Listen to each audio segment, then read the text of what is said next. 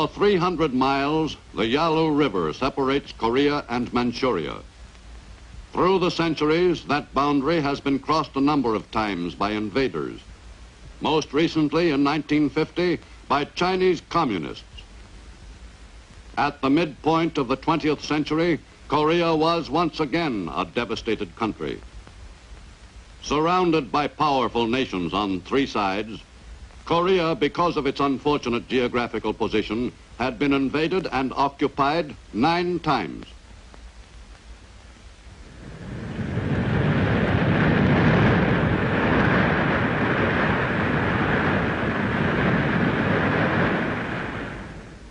On November 26, 1950, the Chinese Reds launched a full-scale invasion against the UN forces in Korea. Some 2 million refugees again moved southward to escape the advancing communist armies. Many who had remained in their homes when the North Koreans invaded South Korea this time did not hesitate. The UN forces continued their precipitous retreat across the countryside for which they had fought so hard. In the U.S., at Lake Success, a few days after the Chinese Reds poured into Korea, General Wu Su-chuan mouthed the Chinese Communist government's party line.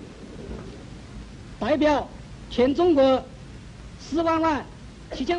the instructions of the Central People's Government of the People's Republic of China, I am here in the name of the 475 million people of China to accuse the United States government of the unlawful and criminal act of armed aggression. It is an integral part of the overall plan of the United States government to intensify its aggression, control, and enslavement of Asian countries, a further step in the development of interference by American imperialism in the affairs of Asia.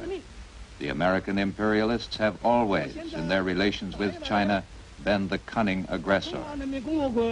While General Wu talked, the Chinese Reds were driving deep into the UN front in Korea. The communist thrust cut off UN troops on the eastern flank.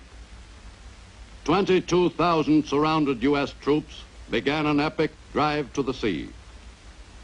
From the territory adjacent to the Chongjin Reservoir in the mountainous terrain of North Korea, the breakout from their encircled position was begun by Marines of the 1st Division, plus elements of the U.S. Army's 7th Division.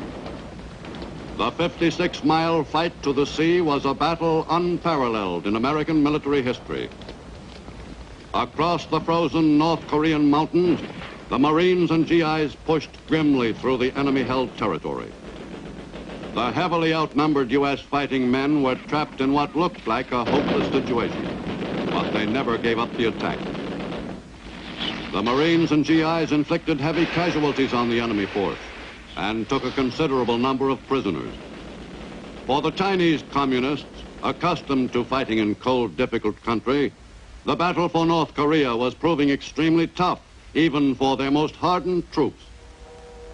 Aiding the U.S. drive to the sea, American planes flew countless close support missions. Air and ground elements were well coordinated. For 13 days, American forces continued their dramatic fight toward the sea. The Marines who spearheaded the breakout did not consider it a retreat. Retreat, hell, said their commander. We're just advancing in a different direction. Their historic march finally ended successfully as the weary troops reached the port of Hungnam on Korea's east coast. There, a sizable U.S. fleet waited offshore, ready to evacuate the American units. As much material as possible was salvaged from the beachhead, but the most important cargo, the men who had heroically fought their way out of the enemy trap, received top priority. The men felt they were lucky to be alive. The evacuation of some 100,000 troops, including the men who had driven down to the coast from the reservoir, was an extremely delicate and incredibly complex operation. The last men went aboard ship the day before Christmas. Before pulling out, the U.S. forces gave the area a final going over.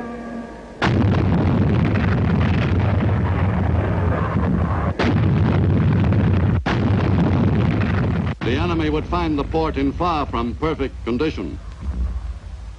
In southern Korea, thousands of American GIs spent their first Christmas away from home, looking forward to the day of their return. The men who weren't in the line celebrated in U.S. style. For some, this was their first white Christmas. But many thousands of American GIs couldn't take time off for a proper observation of the holiday. U.S. forces continued to fall back under the weight of the enemy offensive. Every effort was made to slow down that offensive. On December 26th, Lieutenant General Matthew Ridgway was made commander of all U.S. ground forces in Korea. Early in 1951, U.S. forces were prepared to embark on a new counteroffensive, a campaign marked by the slogan, "Kill the Communists." In February, that killer offensive was launched from the front in southern Korea. For many of the GIs, this was the second time they were fighting back over this same ground. This marked the beginning of a tiring 6-month-long campaign for control of the area just below the 38th parallel.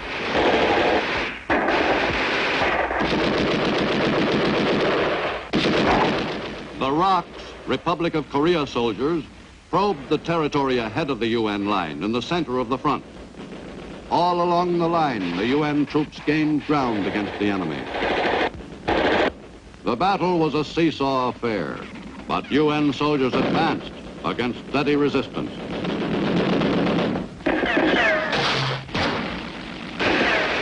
The GIs of the U.S. 8th Army fought doggedly forward.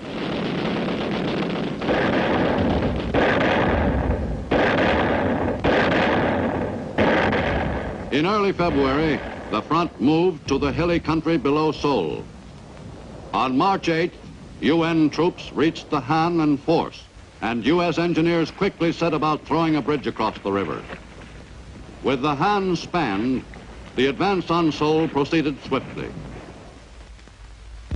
UN forces intensified their attack and pushed on toward Seoul. By March 14th, they reached the outskirts of the South Korean capital. For the fourth time, Seoul was captured by an advancing force of troops, twice from the north and twice from the south. The city was beginning to show the effects of the savage fighting which accompanied each seizure.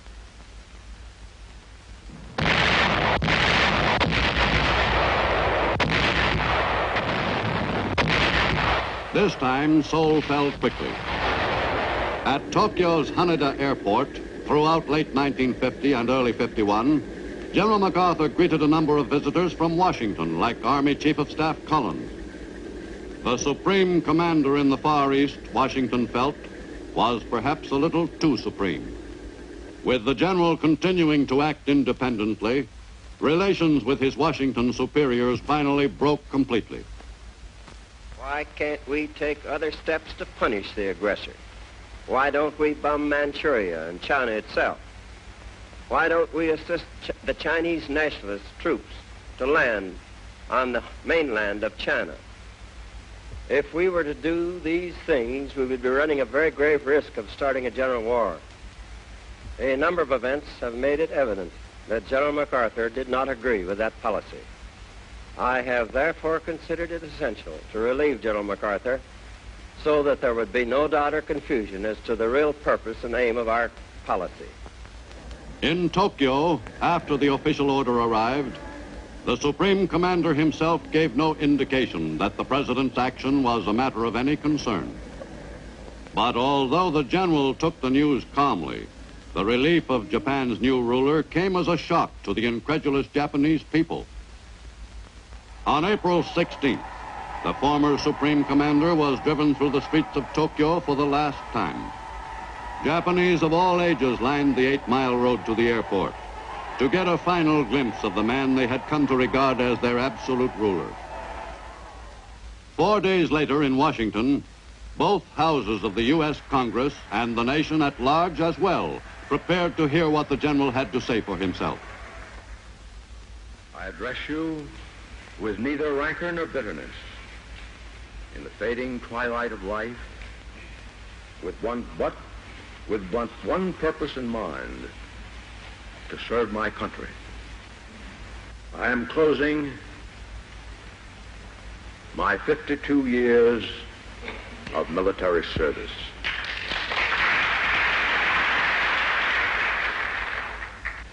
The world has turned over many times since I took the oath on the plain at West Point,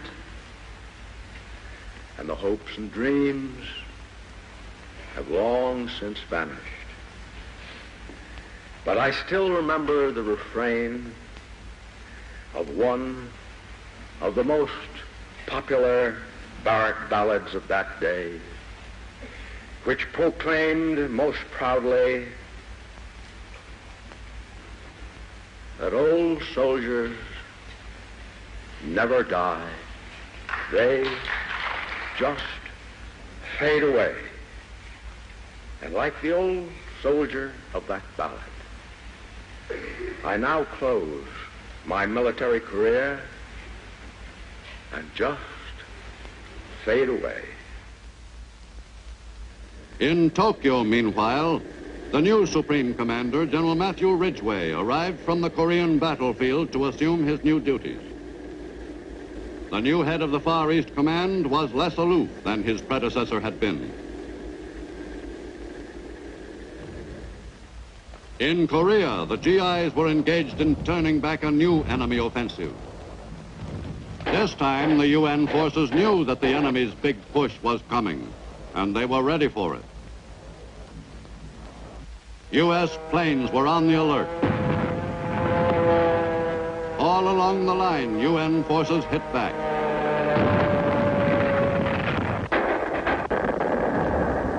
The communist offensive was stopped cold. The Chinese Reds had not only failed in their attempt to retake Seoul, but their entire massive attack had been completely broken up. But for every Chinese prisoner of war, there were thousands more to take his place in battle. In the U.S., at Lake Success in late June, Soviet delegate Yakub Malik made an unexpected suggestion.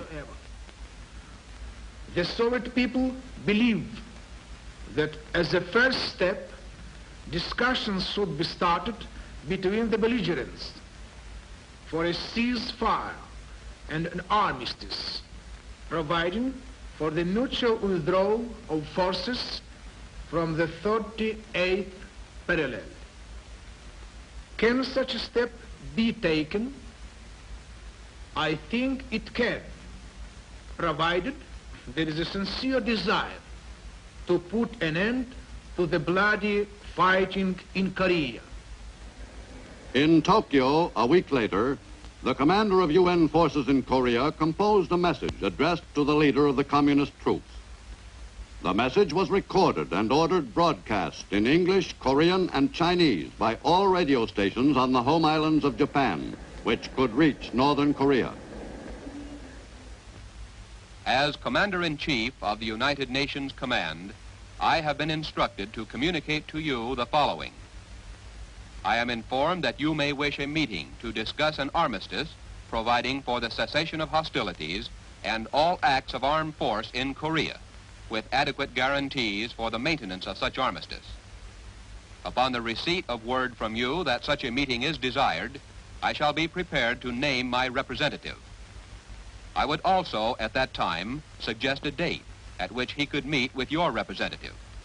Signed, Matthew B. Ridgway, General, United States Army, Commander-in-Chief, United Nations Command. In their reply, the communists suggested Kaesong, just south of the parallel, as the site. I have received your message dated 6 July. I agree to your plan of movement of your liaison group from Pyongyang, Virasarian, and Namchamjan to Kaesong, leaving Pyongyang at 0500 Pyongyang time on 7 July in 5 jeeps and 5 motor transports carrying white flags. This convoy will be immune from attack by my forces during its travel from Pyongyang to Kaesong. In addition, the area within a 5-mile radius from the center of Kaesong will be observed by me as a neutral zone from the time of arrival of your delegates in Kaesong. On July 10th, after one preliminary meeting, the UN negotiators prepared to take off from Munsan for the first actual ceasefire talks. General Ridgway had appointed U.S. Vice Admiral Charles Turner Joy, head of the delegation for the United Nations. The UN truce team took off on schedule at 9:45 a.m.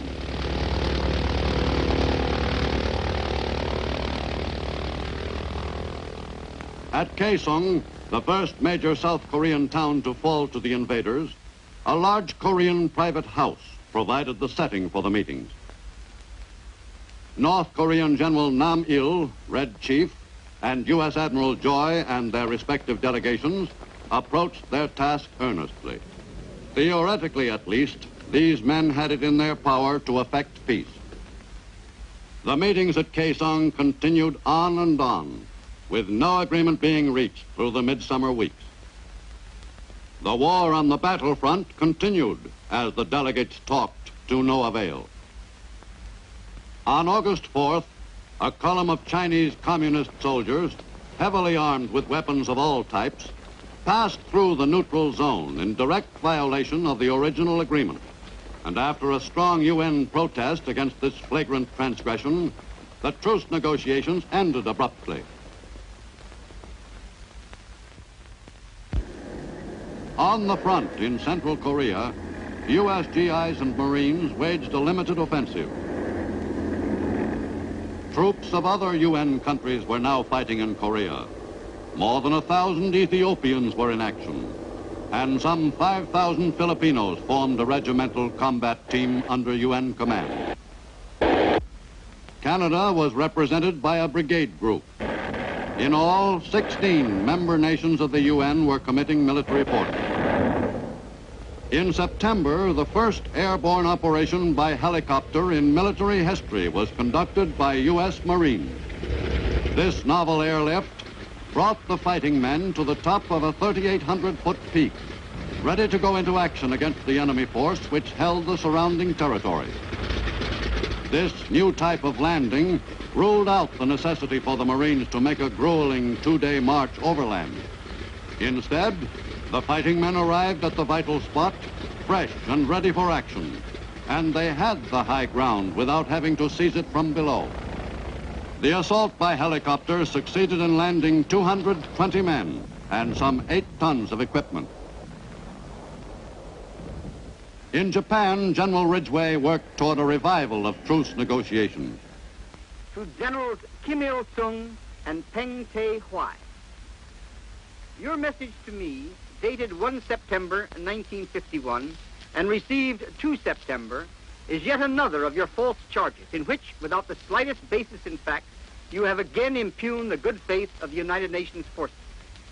I have stated and will again positively state that our thorough investigations have indicated no instances where forces under my command have violated any of the agreements made by me or my representatives.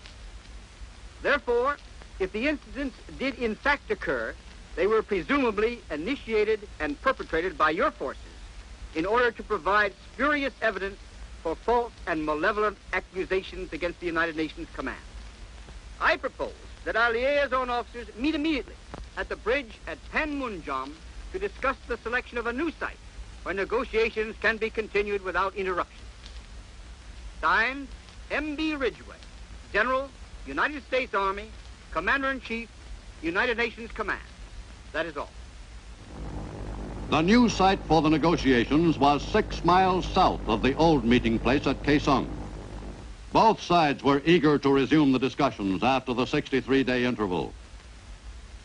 To make certain that pilots on both sides would be able to identify the area instantly, and that therefore there would be no further incidents, barrage balloons were raised above the site. On October 25th, Admiral Joy and his delegation arrived at Panmunjom to try again to reach a ceasefire agreement with the enemy.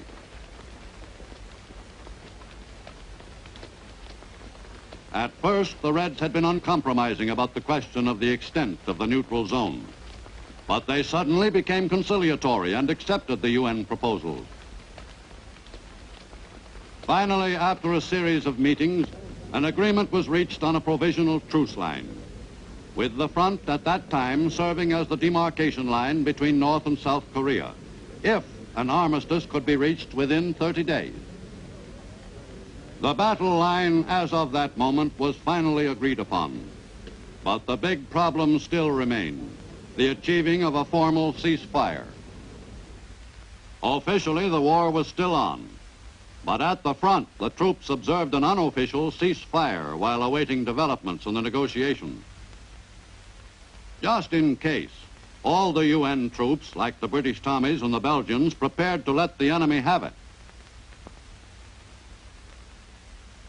The Greeks and the Americans took the opportunity to relax a bit, but none of the UN troops dared hope that the war might be coming to an end. However, while the men on the ground took a breather, the air offensive continued unabated. American pilots of World War II planes like the B-29s flew mission after mission against enemy troop concentrations, supply dumps, and lines of communication north of the 38th parallel in Korea.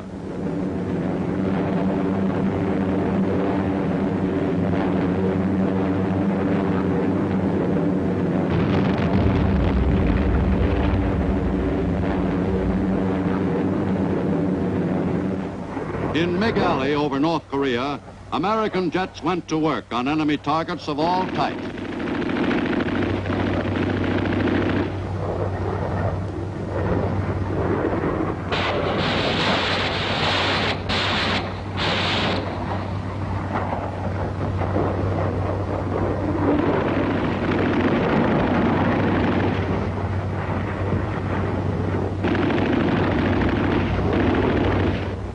From time to time, the Russian-built MiGs gave battle.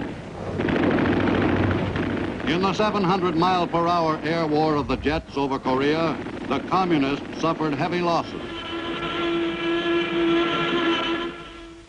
On December 18th, 1951, the first lists of Korean war prisoners were exchanged. The communist roster of UN prisoners checked by UN forces at Munsan, South Korea, included 11,559 names, about 80,000 short of the total of UN troops missing.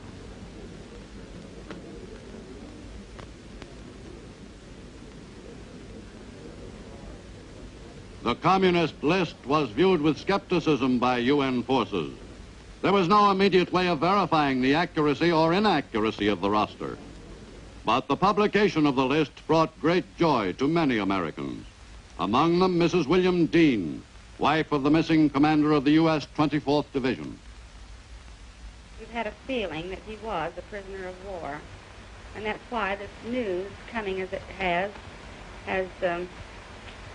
made us all feel so happy, because it's the first real definite news that we've had, and it's a fact. In Korea, the United Nations was faced with another considerable problem: the rehabilitation of a nation ripped to tatters by the bloody war which raged up and down the Korean peninsula. The people of Korea, numbed by the agonies of war, worked toward the rebuilding of their nation. But this reconstruction of a country which had enjoyed only a brief period of peaceful independence was not a simple matter. Everyone pitched in to build again on the rubble of what had once been Korea. Some Koreans could not remember what it was like before war came to their country. Some had been refugees since birth. Fortunately, the young recover quickly, and the future citizens of Korea experienced a new joy in living.